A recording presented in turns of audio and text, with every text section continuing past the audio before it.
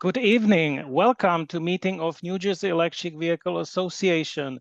Today is Tuesday, November 12, 2024.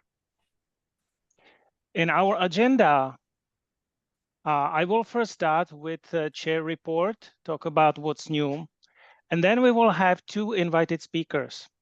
Our first invited speaker will be David Sirieix from Ghost Charging.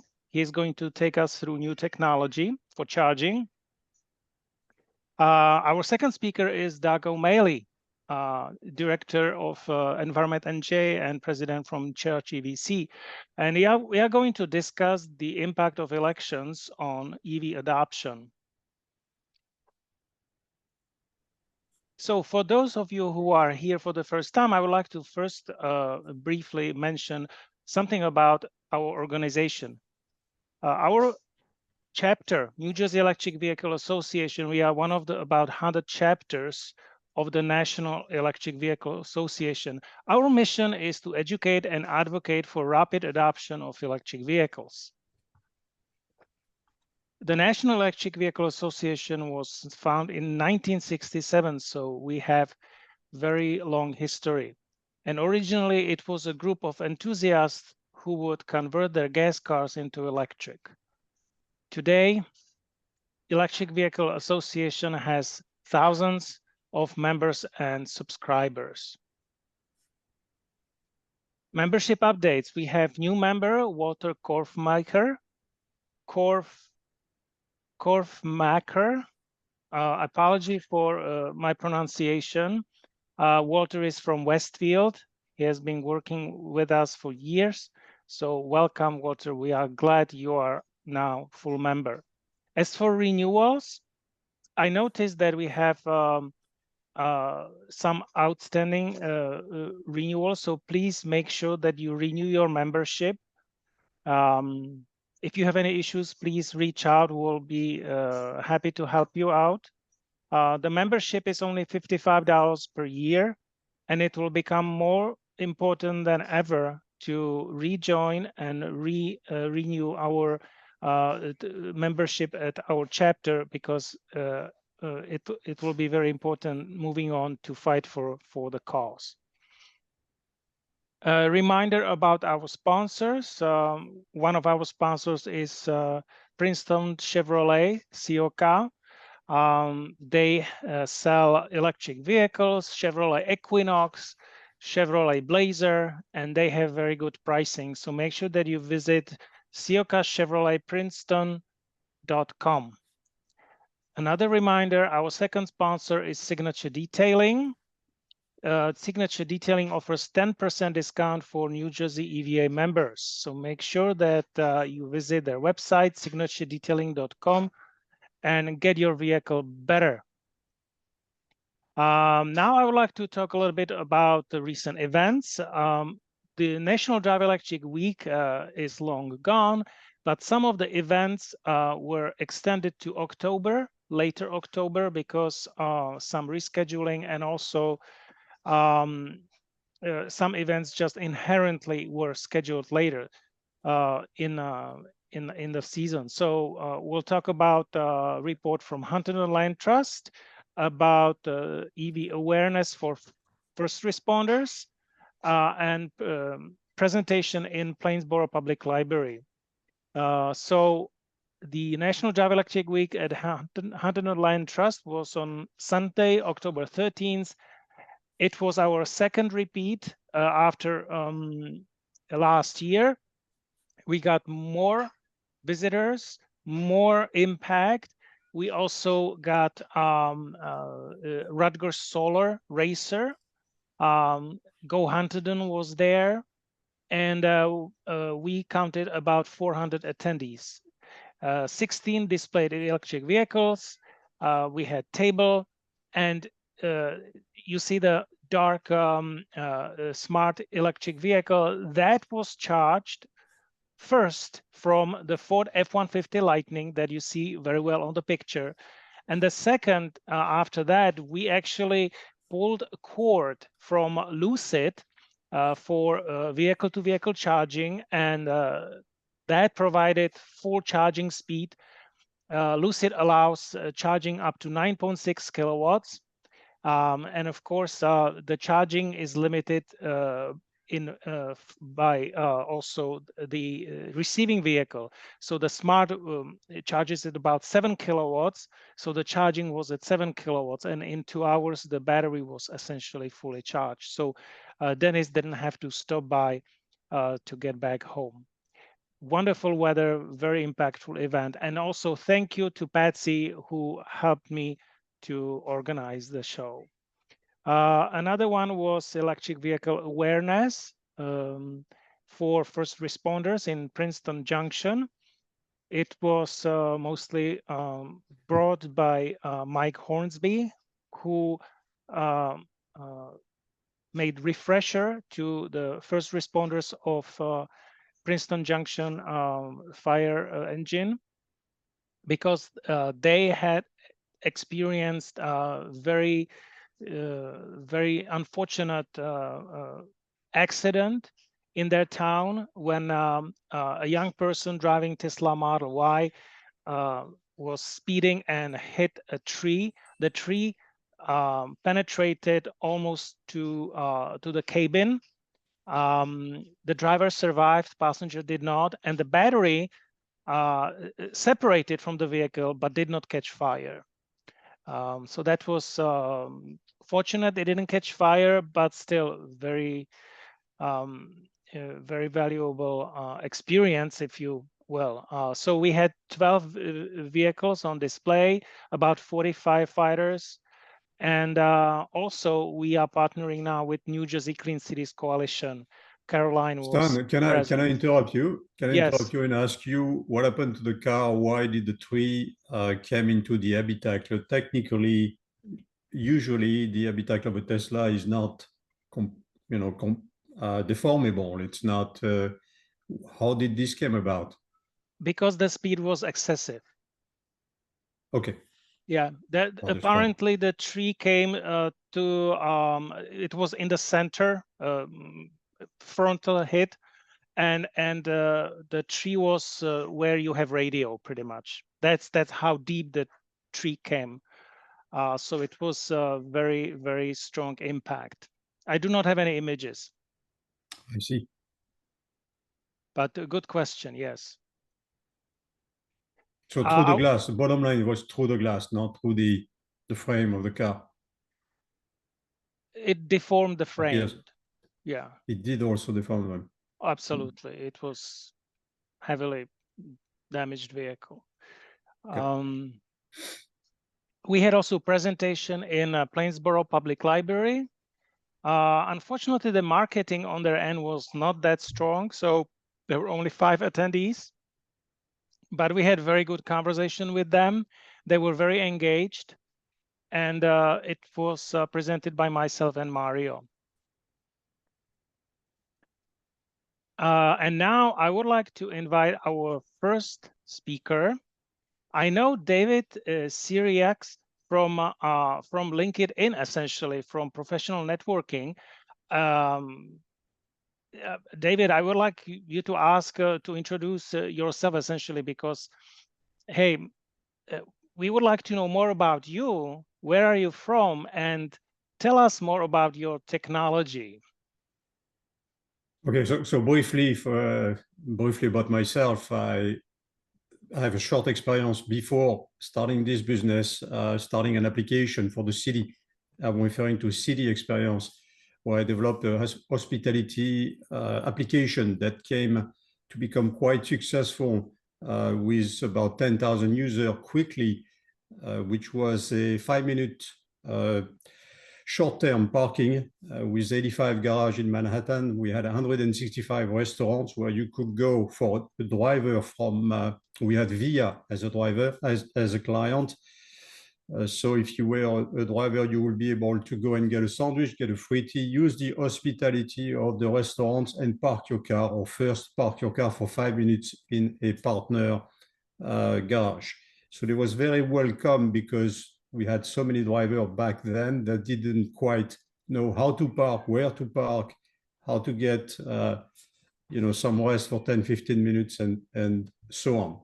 So after developing that app, I move on to developing the current project. And the current project, I wanted to explain maybe briefly what it's about before I even start, because it's similar to what we have done before, in the sense that we were also contacting city host to suggest that we could use them as a charging station versus having a driver going out of the city to get a charge. And we were pretty much just post-COVID the first one to attempt to do something like that.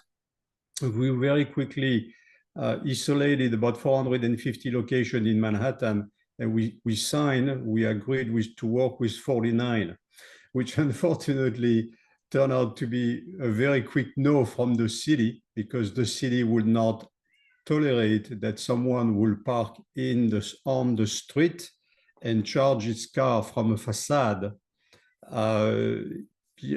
because you had a sidewalk between and traffic.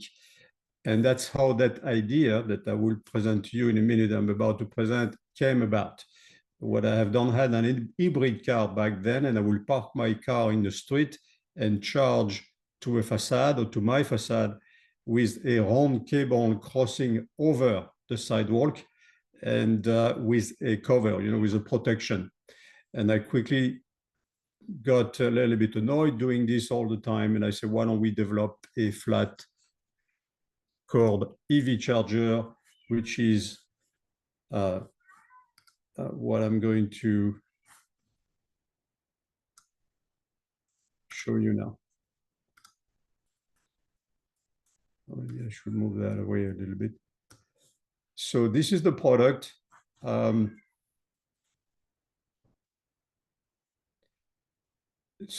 We started with a very simple... Could you please maximize it to the entire screen, please? Thank you.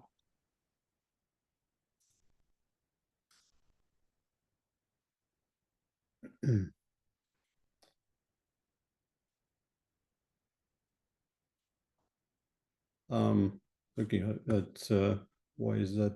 Oh, here we go. Sorry. Here we go. So good evening, Doug. I see that you are on the picture. I'm not sure if everybody is there, but hopefully. And can you see now, Doug? Can you see clearly? Or? Yes, yep. Yes, it's good. Yes. Go ahead.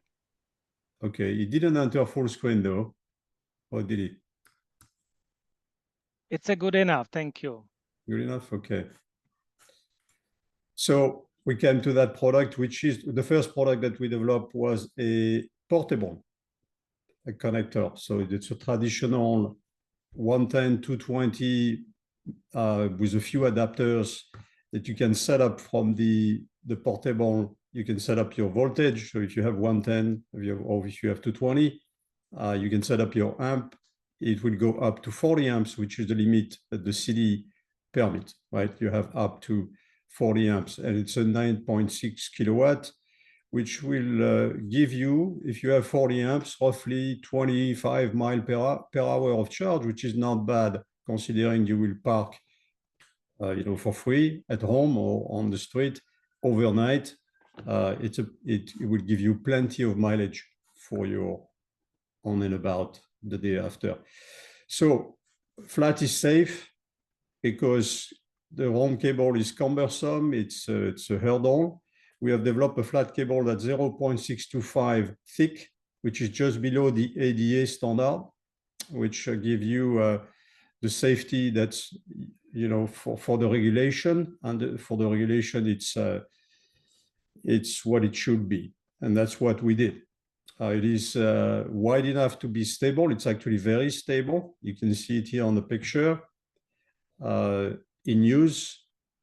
And it lays perfectly flat on the sidewalk or any other area, by the way. It could be on the alley where you play basketball with the kid at home. It could be on the garage between two cars, which make that cable use very safe to walk around. If, again, that you have kids, if it's your mother, your uncle, or someone a little bit older has difficulties to walk around because you have a cable in the middle of things, it solves that issue. And our big hope was, again, at the beginning, to be able to do it in the city. But we frankly, and I'll be very open, we got very quickly shut down by the city, who sent me a cease and desist letter saying, you cannot do that. We had at that time 49 locations. It was just post-COVID. We had moved very quickly. I bike around the city with my son. We picked up a few locations, signed a few locations, and that's how this whole thing started. So today we are refocusing on the home charging, which is 61% of us have a single home residency. And when I say us, everybody who owns who potentially can own an EV, 61% of the population. So it's a big market, but also a need. Flat is convenient. I give you another picture here just to show you what I just tried to describe. In a few words, you can park pretty much where you need to be, where you want to be, and you can still clear a path, an easy path for someone to walk through. So I'm going to use my, well, it looks like it's moving pretty quickly. Or I give another example here of a garage door that closed, which is interesting because it's one of our users who commented on that and said, well, look, the problem I have with the home cable, that I can't use it in my garage because the door doesn't close. And it allows vermin or anything to come into the garage. Whereas if I put your cable, the door closes, as you see it in the example here.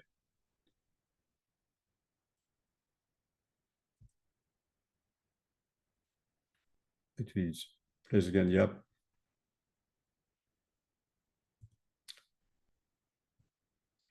So round is cumbersome, as I mentioned before. Here is an example of someone trying to unroll a round cable. I'm sure you have all done that.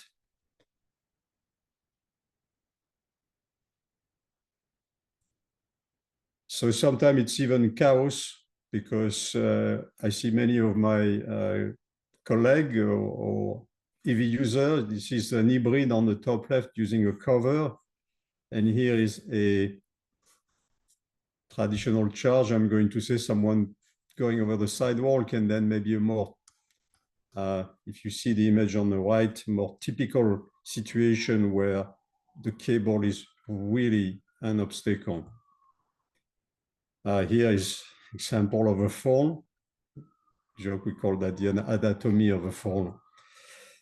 And then you have the round cable fatigue. I witness it. I don't know if any of you have witnessed that as well. I don't know, Doug, if you have witnessed that sometime, but here's what I saw in one of my trips. I was using a charge point level 2, and I saw that the two of the cable were what's called fraying. So the outside periphery is getting damaged and then eventually torques and break.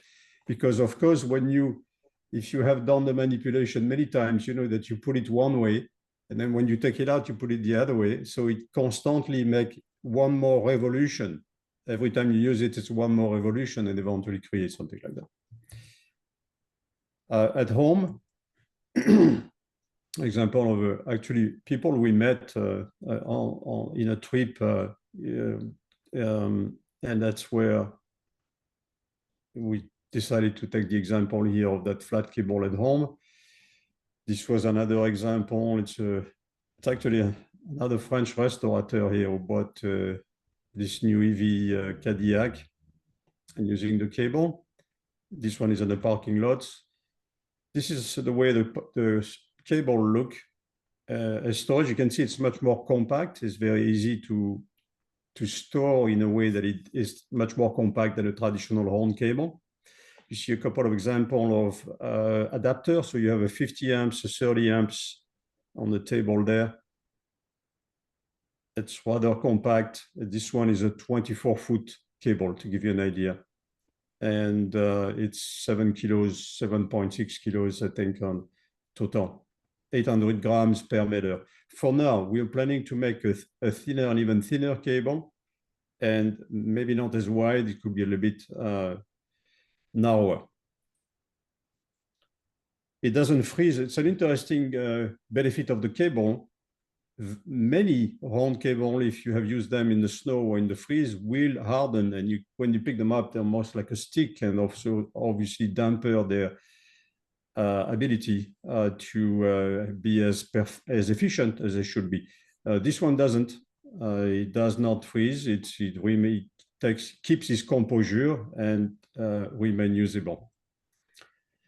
Now, this is what I referred to at the beginning, the share income. It's one situation here where you see what we have attempted to do right from the start.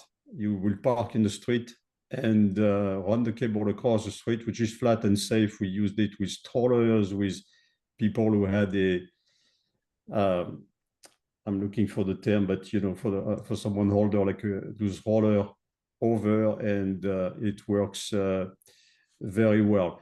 In Massachusetts, the state just has started to allow cable to run across the street as long as you use quite a substantial cover. You'll be allowed to park in the street and charge from your house.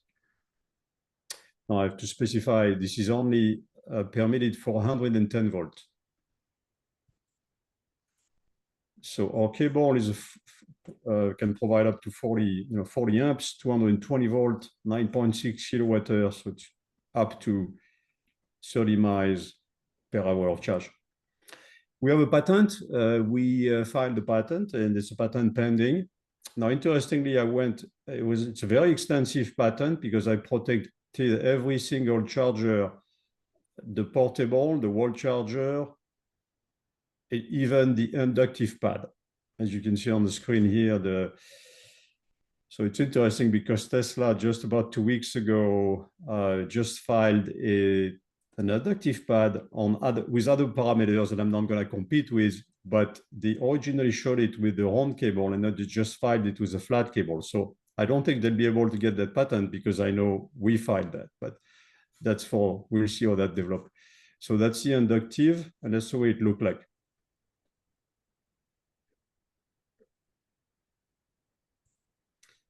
Now, distribution, we have quite a bit of success in terms of distribution requests so far. In Europe, in a few countries, as you can see, even Ireland and England, Norway, Sweden, Denmark, Holland, Belgium, France, Spain. Even in Africa, we had people who have asked for the product, Nigeria, Kenya. It's interesting. And North America and Canada, of course. But frankly, we are flanked with a lot of requests and asking us when the product will be available to them. So we are on Kickstarter. We actually just reached our goal on Kickstarter. We'll see what we do with that if we continue, how we're moving along. There's a couple of interest of angels right now to help us to move forward. So we may take that path. We'll see how. This is another example. It's a home office, a car parked close to the office, to the facade, and then the cable can cross the pathway. In that case, they permitted it, no problem. It's not a public quote space. And this is the other example of the couple that we met on the road at a Tesla charger. Actually, were interested in the cable, and then when we discussed it and then used it.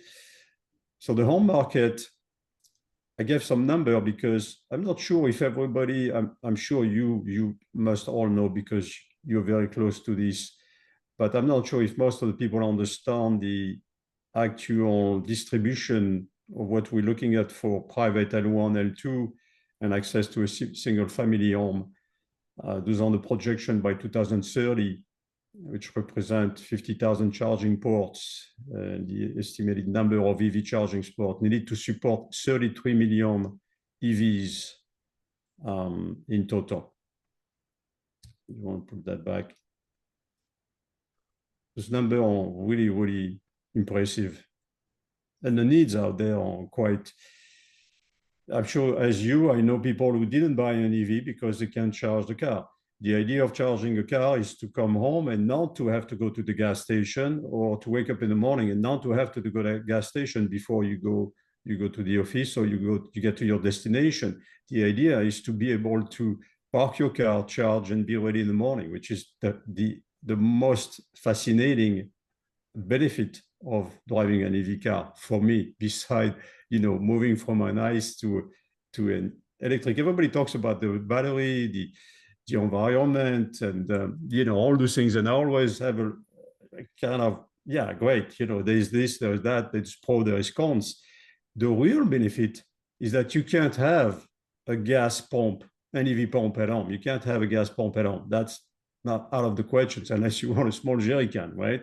But you can have an EV pump at home. To me, that's the single greatest benefit of an EV, to own an EV. So portable connector, that's the way it looked like. And I will give you a quick look at what we have, you know, patented, we're developing now. I'm not showing it yet, but I wanted to show it to you tonight. It's a wind drum. So that, you know, the technology is out there, meaning people have used it with a round cable, but we have, you know, protected it with a flat cable, obviously.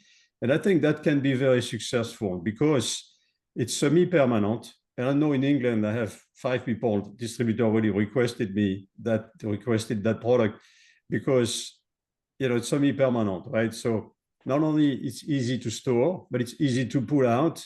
You put it on, and then if you use it half an hour, 2 hours, you bring it back, and it's very easy to store it back, right? It's a wind drum like your vacuum, you know, the same system. So it has best of both worlds. And of course, once it's installed, it's 0.6 millimeters, so it's very small. Anything can go over that without tripping. There's no, you know, no risk of that you bump into what you would if it was a round cable. So it looks like, and then we have the European formula, which is the Type 2, right? What's called a mini case, and you have a relay on one side, and the G1772 or NACS on the other side, NACS, which is the Tesla standard. The cable on sometimes can be sold individually, or they can be sold with the wall charger. Now we have a little variation also that we patented also, which is the ability to move around the handle, so you can rotate it, because sometimes the cable doesn't line up. And so you see that there is a slight rotation. It's going to be a 90-degree turn to allow that cable to be laid flat, to lay flat. This is a podcast that I did recently. If anybody is interested in listening to, it was very interesting because I didn't prepare anything and I just talked for 45 minutes, whatever it was. And we had a very, very good exchange with that host from Asia. Actually, it was in the Far East. I can share the thing if anybody's interested. And here is the Kickstarter. So that's our website, actually, right here, where we announced that we'll launch on Kickstarter, and that's our Kickstarter right now. Yeah, this was a little while ago, or is it maybe a few days ago? So we were looking to raise 14,000. We raised 14,000 very quickly. We'll see where we end up at the end of the schedule here. But technically, with the angel and everything else, I think we're going to be raising between 100 and 200,000 to do what we need to do. Stan, I'm done. This is it. Thank you very much, David. That was very intriguing technology, and I see so many benefits of it. Well, I think so. Yeah. I have a question. Where do you think where you are now in terms of getting ready for production? So with your Kickstarter, you will be scaling up, or you will be doing further prototyping? What is the plan? When people can actually come and buy the product? Okay, so it's about 2 months away. It's about 60 days for us. We have a manufacturer. We can manufacture the first portable now. We can go ahead and do that.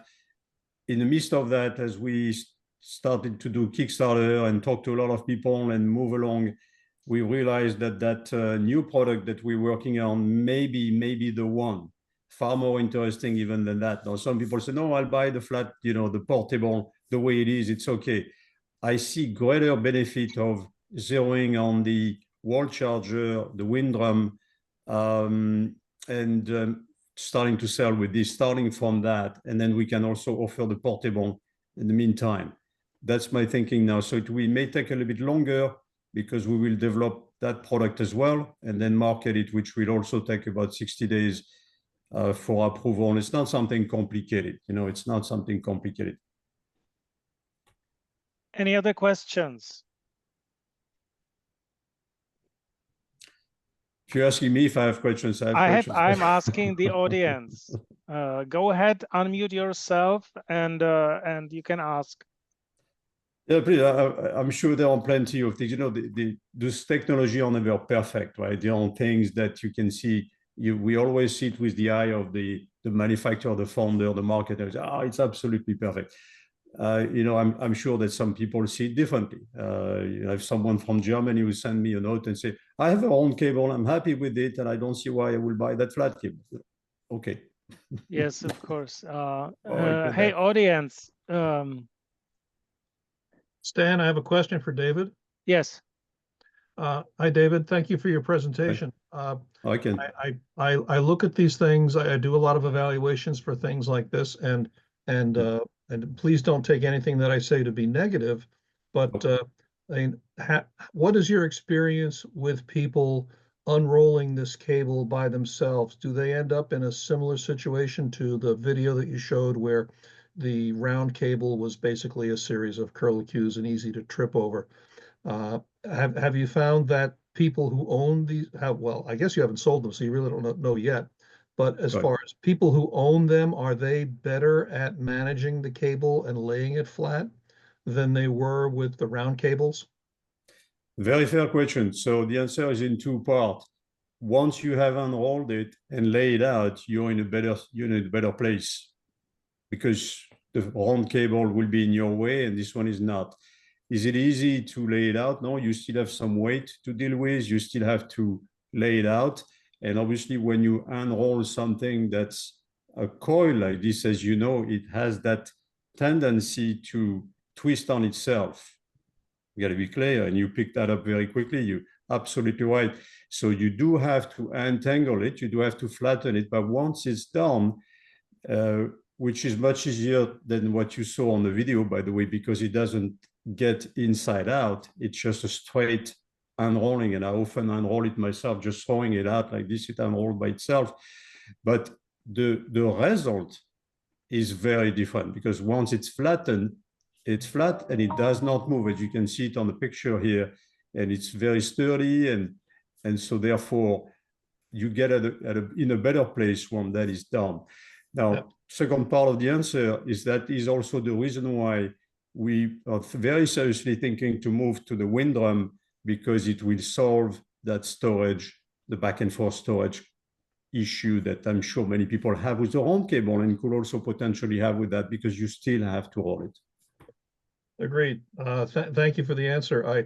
I've having just recently gone through some situations where dealing with a hotel public charger, where people don't know how to manage the cable. They just kind of they bend it around, they get it out of the way, and that's pretty much it. I think there's a lot of reason to invest in some education as to how to handle cables. It sounds really stupid, but I think it helps last the length of the helps the life of the cable if it's handled properly. And also another little section, I have yet to see people uncoil just a portion of the cable, but something to be aware of is if you have the winder, the cable that you pull it out, if you do not pull it all the way out, sometimes the coil of cable that remains in the wire in the coil itself will get hot because it isn't cooled by air. Yes. This is not a negative thing. This is just something to be aware of. Yes. Very good. Very good.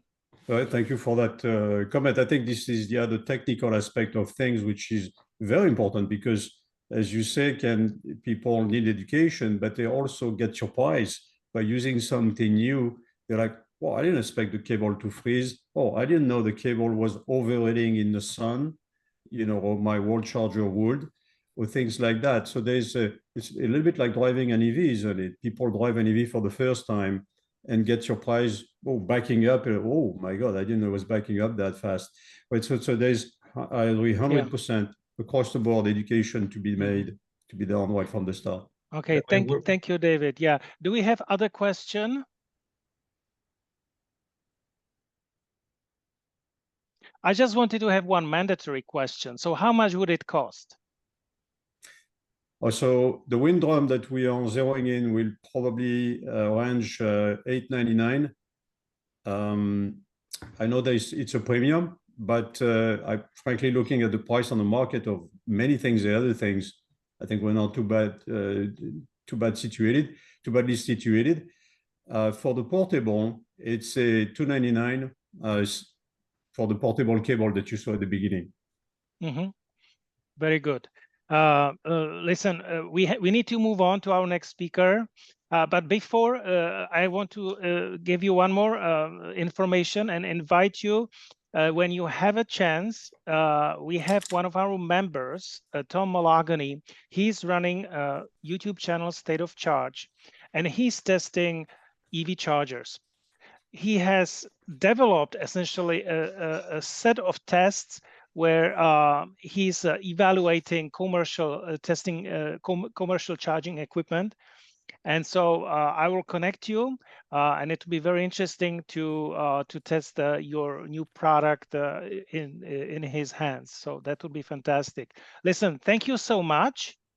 And I hope that soon enough we will see another product in the store, so to speak. I hope so too, and then we're working very hard toward that. Very good. Now, let me. But I will say, Stan, if I may, I will be really interested in having input from you. Mentioned Tom. Interestingly, I did pick up one of his video. The freezing concept came from one of the video that I saw, and asked my manufacturer to give me detail about that. And that's how we came doing our own testing and to what I mentioned today.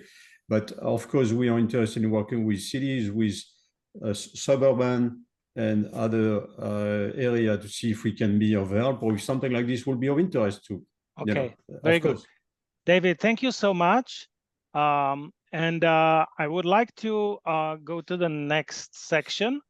And we are going to have a conversation with Doug O'Malley about the impact of US elections on the future of electric vehicles. Doug, welcome. How are you? Doing all right. Great to see everyone, and really appreciate the invite, Stan, and great to hear that, amazing presentation from David. Yeah, as well. Those who don't know, David, Doug is director of Environment New Jersey, and also president of ChargEVC. Am I right? Yep. If I wear a couple of hats, but those are two big ones. My day job and night job is with Environment New Jersey, but I helped every time found ChargEVC. Every time there is a thing happening in legislature and we are trying to help or so to speak pitch in as an organization, we would not be able to do it without Doug. So Doug, thank you so much for being our great partner, and we love to have you on board, and we love to have you here today. So tell us, what did you think? Was it surprise, the elections to you? Yeah, so I mean, obviously we're a week out from the election results, and I think there was certainly a thought process that we'd see a similar timeline as we did 4 years ago, with kind of extended vote counts and tabulations and kind of multiple states, and a decision that would take not hours, not weeks, but certainly days. We did not see that. And a big reason is just for the obvious reason that a majority of people that voted by mail 4 years ago voted in person. And then perhaps the less obvious reason that, polls are not their predictions, and they always operate with a margin of error. So if a poll says a state is tied or really on any issue, there's usually a margin of error of at least 3 to 4%. And that's what we effectively saw, is that the polls weren't quote unquote wrong, but there was a margin of error. There was clearly a shift towards the Republican ticket and definitely to Donald Trump everywhere. New Jersey, I think, is one of, I don't want to say we're the exception, but we were certainly kind of on the far right end of the exception in the sense that the number of, Kamala Harris won the state by 5 percentage points. That's the closest election in New Jersey in, close to more than 30 years. And we saw just obviously a big kind of rightward shift. In terms of, was the election results a surprise? Dan and I were talking about this earlier this evening. I think, after the fact, it's not a surprise, right? We've seen every kind of incumbent political party over the course of the last 2 years in Western democracies lose. But, I think before the election, it did not feel like it was an election that was going to be a landslide. It felt like it was going to be closely fought, decided by potentially a few thousand votes in the battleground states. So yes, I was surprised, perhaps with my heart. My head afterwards said, of course, this should not be surprising. And now, of course, we have to figure out what kind of Trump 2 means for the environment, obviously what it means for EVs. And I guess maybe obviously Donald Trump is rolling out appointments with, alacrity, to say the least. They're coming every day. But we still don't actually know what, a second Trump presidency will bring. So that's why I think this topic is so important, because, these are the conversations I've been having over the course of the last week with state decision makers, with regulators, with my allies. And that's a good question, David. President Biden won New Jersey by about 16 points. So it was a very significant shift of more than 10 plus points. So that kind of just speaks to, a whole set of trends, and also the fact that, in a different world, all the states would matter, right? And every state would hopefully get equal attention. So, if I may interrupt you, sure. In a more specific fashion, and I don't know if it's true because my son, who is very involved in online and doing things, tells me that he's reading more and more, or simply read one big number, which is that actually there's a lot less voter. Not only did she get less than Biden did, and maybe those numbers went to Trump, but the other part is that she also, let's say if Biden had 20 million votes in an area, or she would have had 15. Where do those 5 million votes went?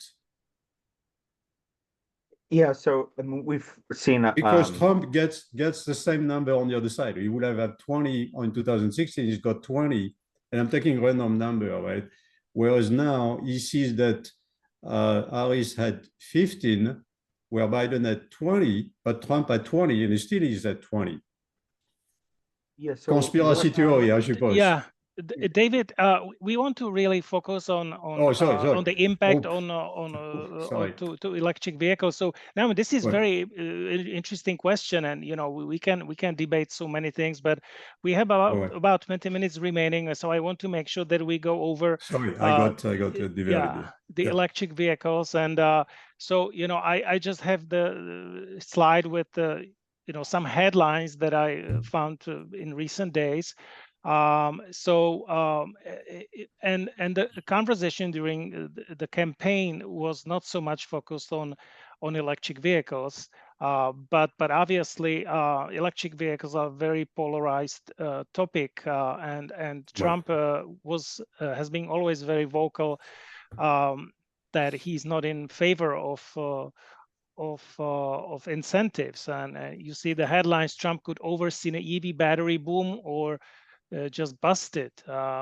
Trump is, and that's interesting. Trump invited China's EV makers to build in the U.S. That's totally surprised to me that whether it would happen. What do you think, Doug? What will happen with Trump's administration as it relates to electric vehicles? Yeah, so there's a kind of a couple areas that I want to kind of point out, and then obviously, we can also talk about the very interesting relationship between Elon and Donald Trump, and not just relationship, but the very public support. And that being said, Elon represents Tesla; it doesn't represent the whole industry. In general, you could actually imagine a world where what's bad for EVs potentially might be good for Elon and Tesla. But let me just kind of take a couple decision points that are going to be really critical on what the Trump administration will do. Some which I think are going to be pretty predictable. So fuel efficiency standards, known as CAFE standards, the Trump administration worked to roll those back during the first go around during his first presidency. We certainly can expect those under a Trump EPA, which will now be led by presumably the nomination of Lee Zeldin from the former New York congressman from Long Island. We can kind of expect those fuel efficiency standards to be weakened in a Trump administration. It will take time, right? That's not an executive order. That's a kind of a regulatory process.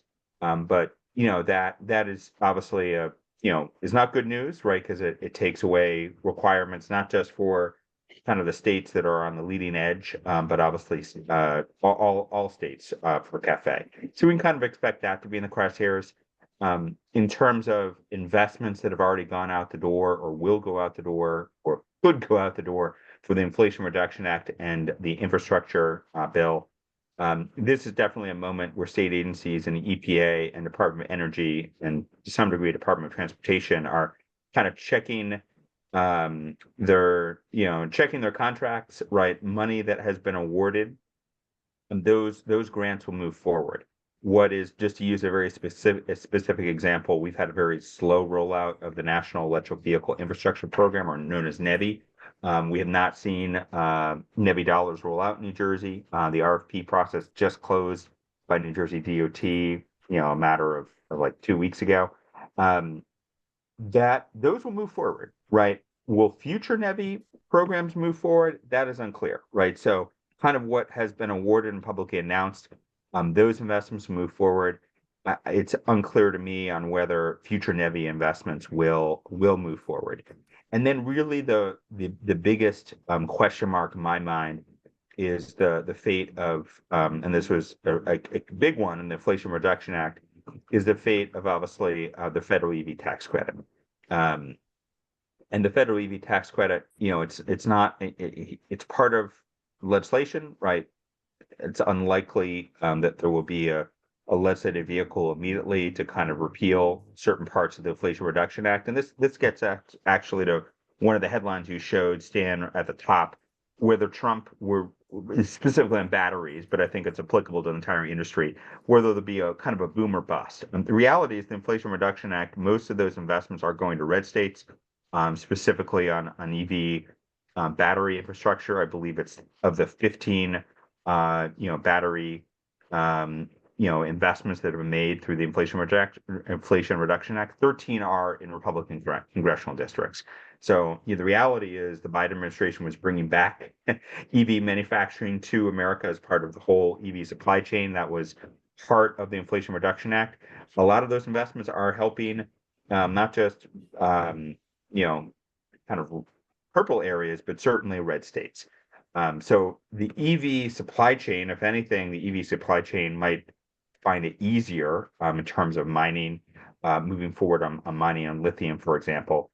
But to get back to the tax credit itself, it can't be repealed outright, but certainly there are ways to kind of alter the adjustments. People probably remember how the tax credit was initially adjusted so it could be applied to cash on the hood. I don't know how quickly there'll be an effort to change that through the Department of Treasury. It won't be overnight, right? You can't just write an executive order saying no more tax credit, but it is more vulnerable for tweakings on the back end. I don't think the tax credit will make it through a kind of a legislative vehicle, but it's certainly something that's on, I'd be worried about it.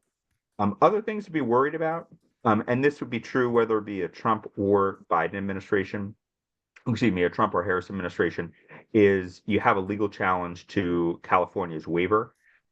This was attacked again during Trump 1. It was not successful. That being said, we have a different Supreme Court.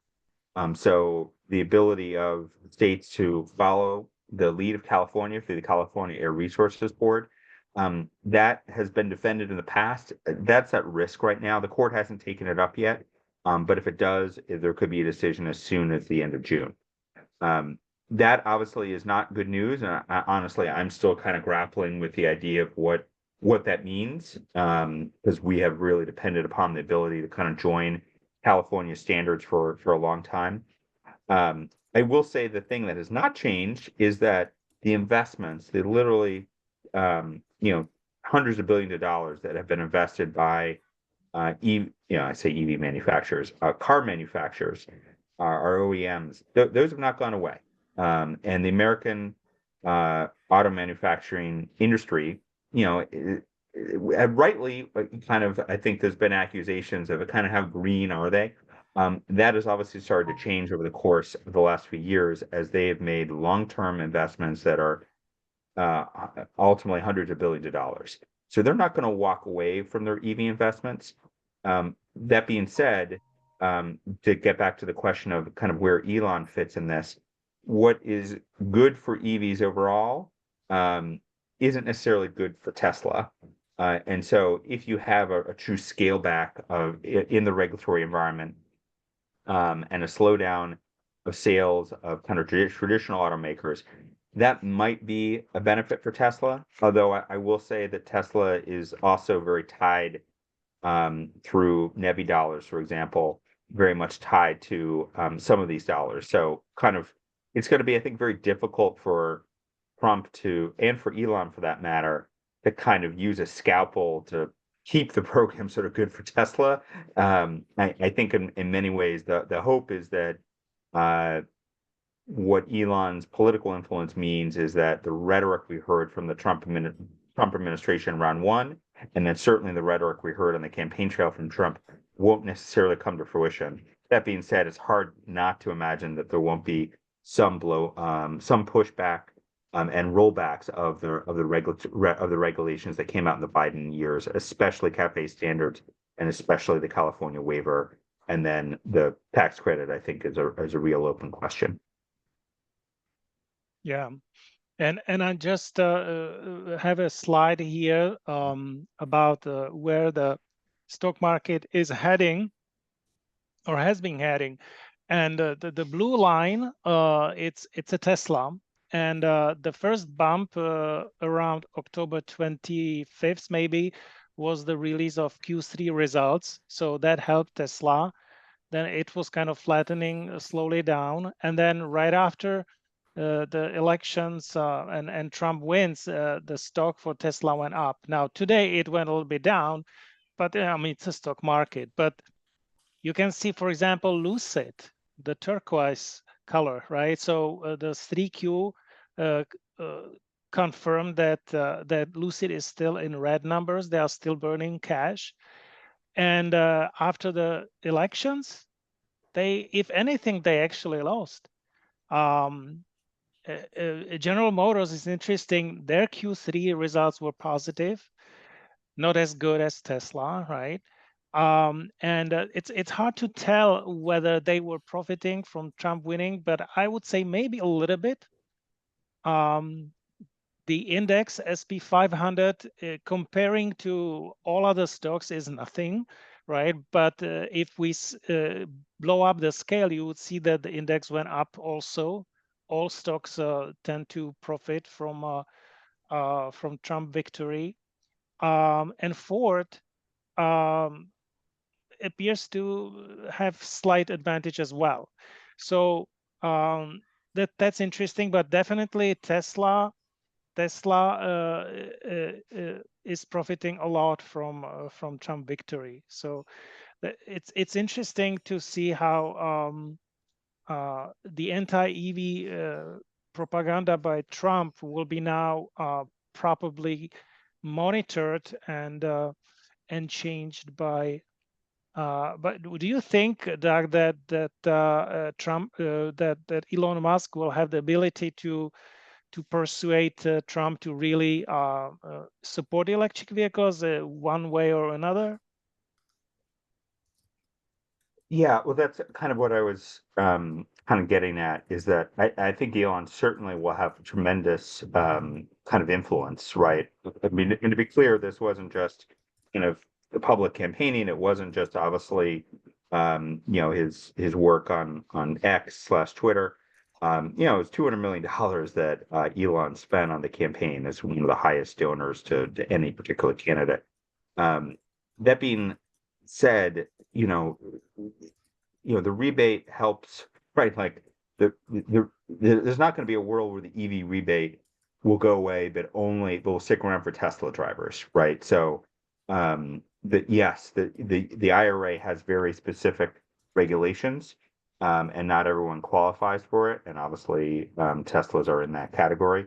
But the idea that Trump can't, like, you can't say, everyone everyone loses except for Tesla owners.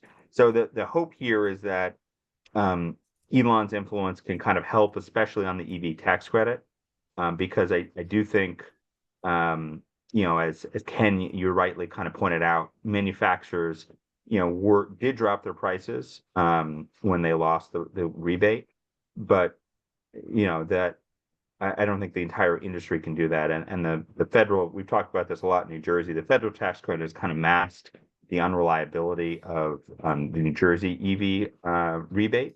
And then obviously with the sales tax exemption going away, the biggest selling point remains on that federal tax credit. I would say, I think it's good initially. Because I can't see Trump immediately attacking EVs with Elon support. I don't know what the Trump administration's position will be in year 2 and year 3, but I think Elon will serve as a little bit of a protectorate, if you will, because it is and Trump even said this on the campaign trail. He said in August, I'm good with electric vehicles because of Elon, right? So we'll see if that actually comes through in policy. There will obviously be a tax, as I said, on the CAFE standards. There'll be a tax on the quote unquote California mandate or EV mandate. But in terms of the tax credit, this is where I think, I assume Elon didn't spend the money for the heck of it. So. Yeah. Okay, guys. Any questions? And one point, just before, if there are additional questions, I just got a DM on this. Tesla is also benefiting from other EV cars using the Tesla supercharging network. That deal with GM, that's Ford and GM, that's a big deal because that ties Elon more closely to the fate of additional auto manufacturers. Yes.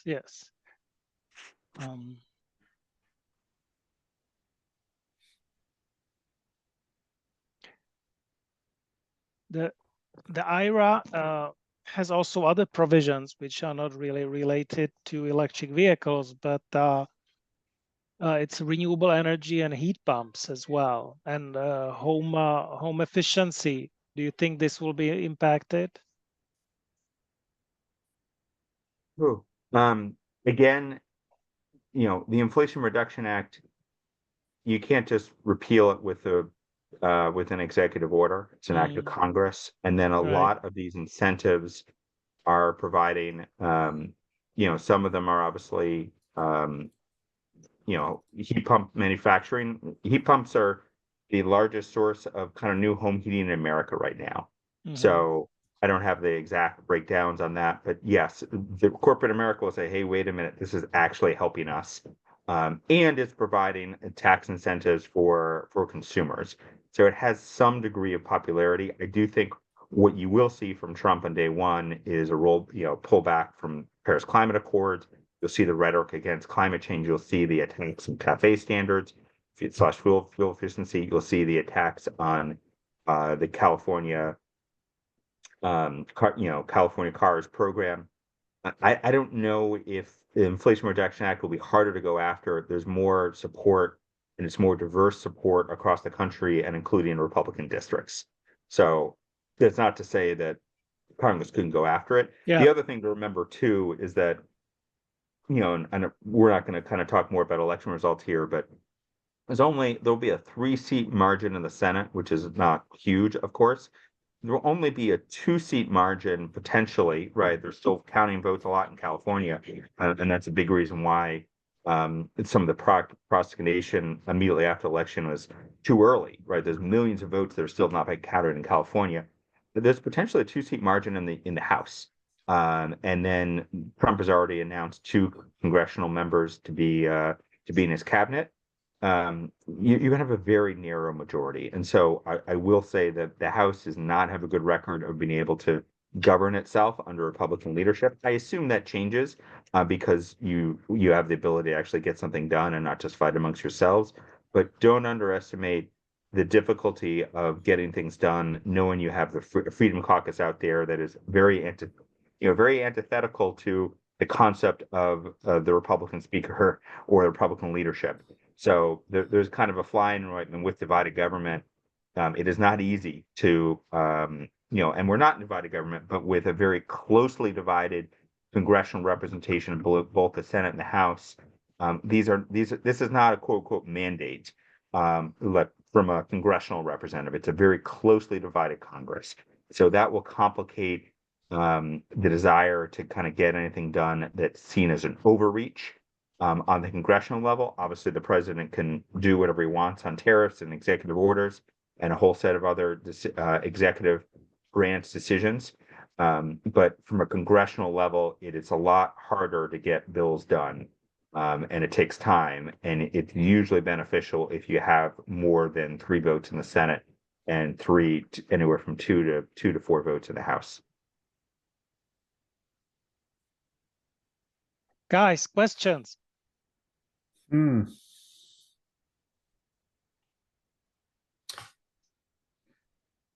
Should we type or talk? You can talk. That's faster. Yeah, no, my reaction to this is that regardless of and I do understand the complicated maneuver within the Senate, or I think the biggest, what you will call in politics, the elephant in the room, is the potential conflict right from the start between 2 people who have a different ideology. And I'm not so optimist, even though I do like and I wish that we had an electrical, fast-moving target. I'm just wondering, the other case, the other scenario where that relationship that will seem to command most of what's going to happen in the next 2-3 years doesn't go the way everybody expected to go.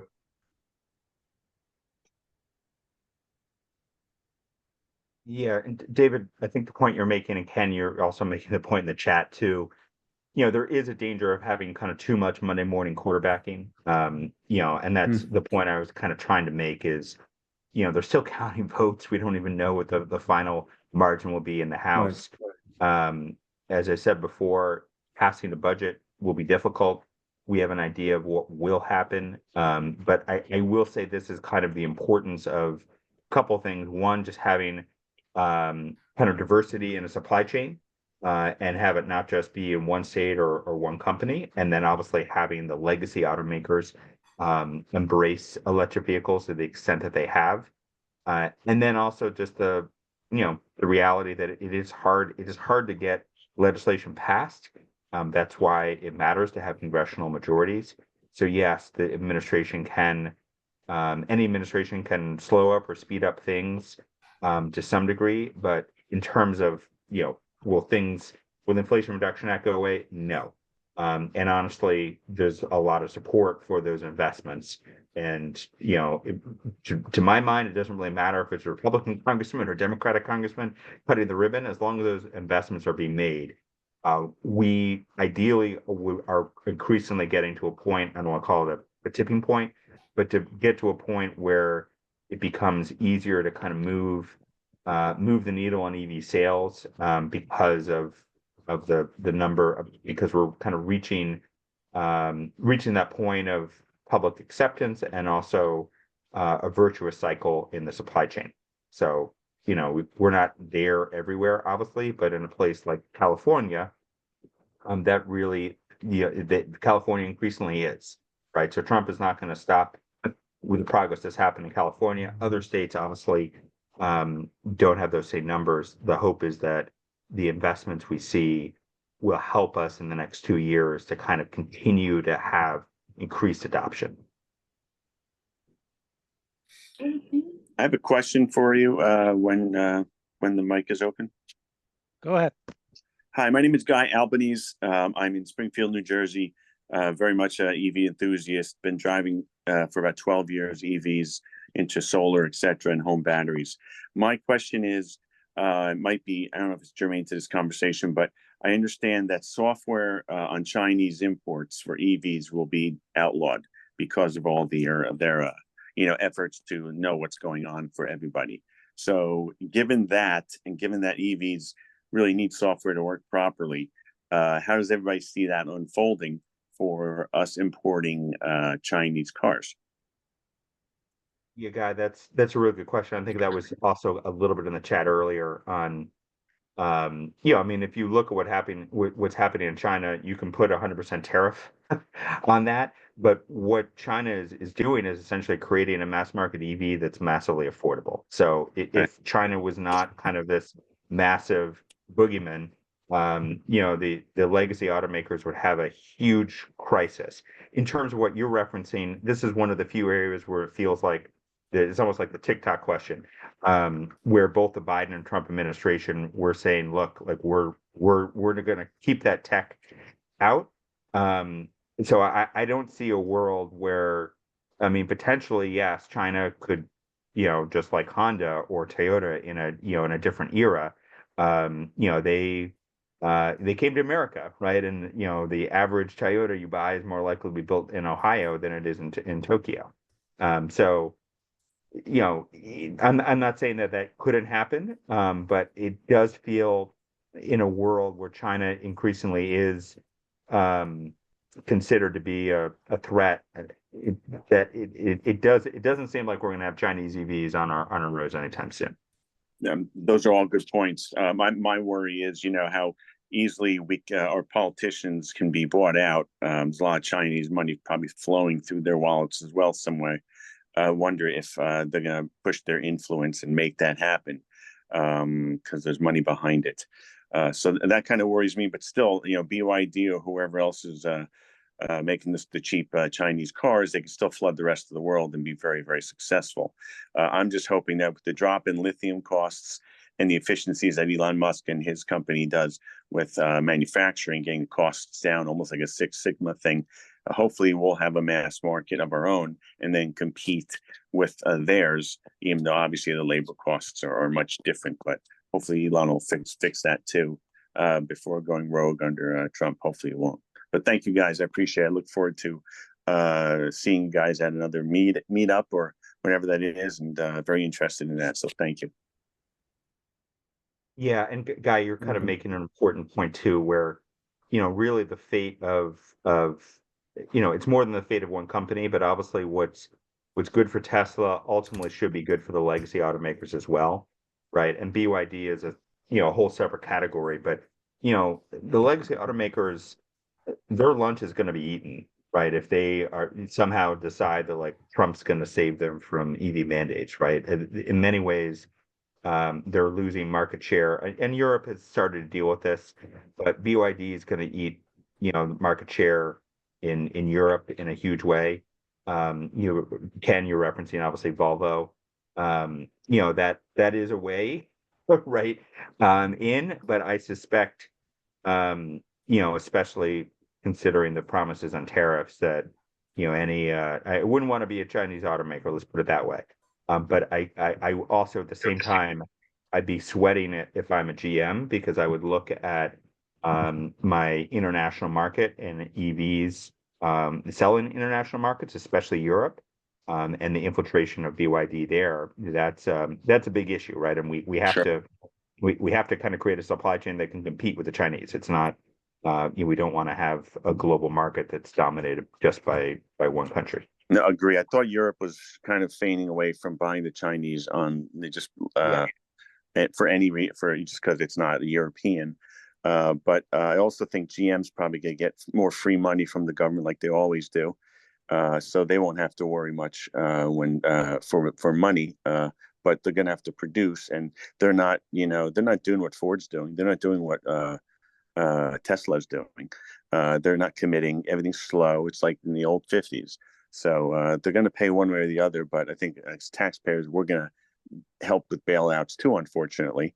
And hopefully things will come to a natural market and monopolies will go away and things will work out. So I appreciate it. Thank you for your insight.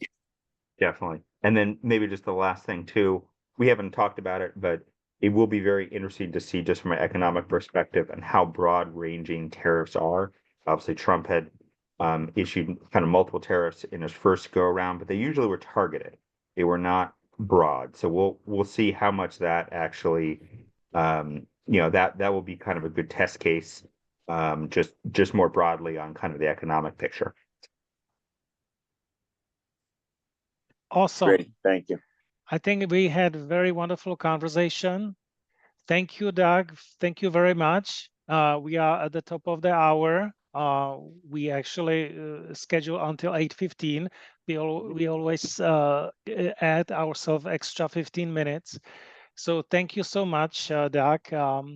But before we end, I would like to give a little bit space to Tracy Woods, because she would like to introduce new collaborator to us. Tracy, take it away. Thank you, Stan. I wanted to introduce my new colleague, Eliza Messinger. Eliza, just say hi so everybody can, you know, hear your voice and everything.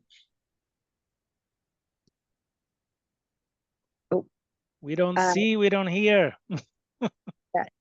I think she was definitely on here before. She may have gotten off at some point, but let me tell you why I really wanted you to get introduced to Eliza, because Eliza is new on the energy team at Sustainable Jersey. She comes to us from the Green Steps program in Minnesota, where which is very similar to our community energy planning program here in New Jersey. And we are really excited and lucky to have her. But she's going to be one of the folks leading the efforts to educate municipalities about doing EV outreach. So you can see why I wanted to make the connection between you guys and her, because she's going to be, you know, giving information to municipalities about doing EV outreach. And one of the things, like, so I said, you know, I was telling her who you guys were, and she was like, "Oh, do you mean like ride and drive events?" I was like, "No, there's this other thing. It's that, you know, in a lot of ways it's better because nobody's selling anything at an EV car show event." And I was showing her pictures of some of the ones that, you know, we've done together in the past, and telling her about how I always forget my sunscreen, like literally every single time. So, you know, we're going to have more events coming out, you know, in the near future, because Eliza is going to be on staff helping us out with that. And so, you know, just if you, you know, hear anything from Eliza, you know, reaching out about setting up EV car shows, you'll know the contact. Yeah. And it's interesting how you made the word about the ride and drive. This is something that we don't have much often, because speaking of our event insurance, we cannot allow strangers drive our cars, because it would be just on our own. If something happens, we have to cover out of pocket, or, you know, the insurance would be pretty much our insurance.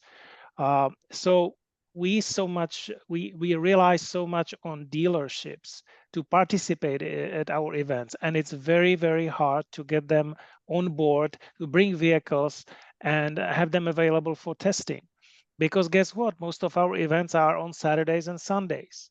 And Saturday is a high volume business for them. They want to be on the floor. They don't want to go out. And on Sunday, everybody is out at home. So while we volunteers, we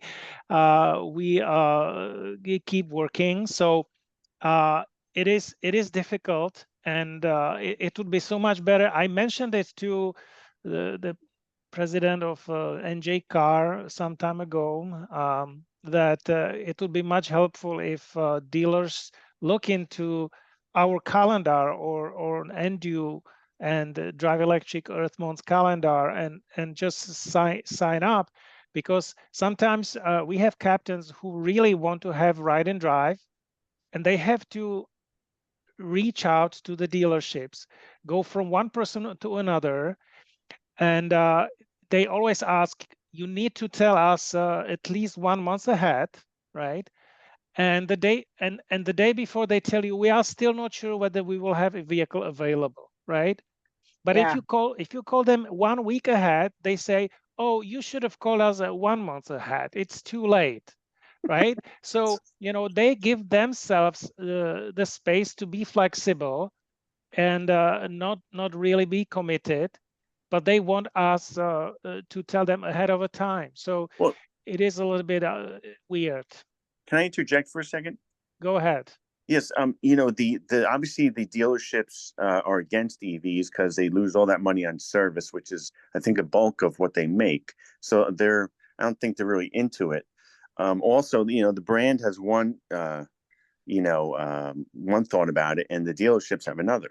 So I don't see them really wanting to go and promote these things that they're not happy with how it's a business. Guy, that has been traditionally truth.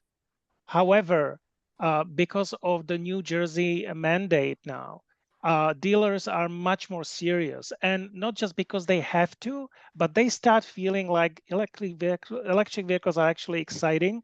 We are seeing lots of dealers who are actually interested, but they still don't have the time. Right, and that they know more than any enthusiast as well. But I hear you, and that's good to know. At least it's getting better. Doug has something to say.